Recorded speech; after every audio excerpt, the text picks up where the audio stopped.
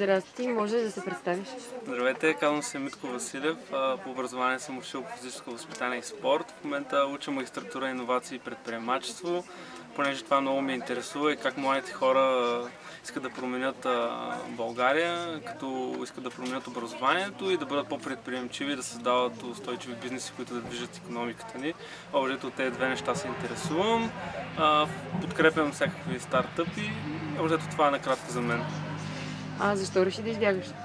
Реших да избягам, понеже много време ми се беше насъбрало да не излизам от града. Като цяло имах доста различни проекти, по които се занимавах и работих и трябваше нещо, което да освободи мислите ми, да направи детоксикацията от дигиталните неща в живота ми, които ме заобикалят ежедневно и да срещна много нови хора, които искат да споделят това пътешествие. Вярвам, че когато много хора се събират с една цел, правят хубави неща.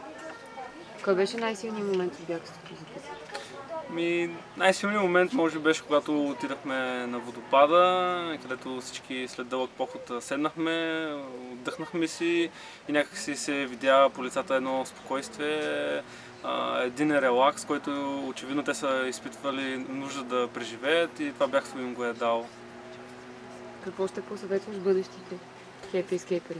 Бъдещите хепи ескейпери, просто като видят следващия път, следващото бягство, да не се замислят за нещата, които може би ще пропуснат, защото ще изпуснат да отидат на хепи ескейп, където ще се презарядят до такава степен, че в следващия един месец работата ще им бъде много по-забавна, защото ще са набрали много енергия от природата и хората, с които са запознали. Благодаря. И аз ви благодаря за приключенията.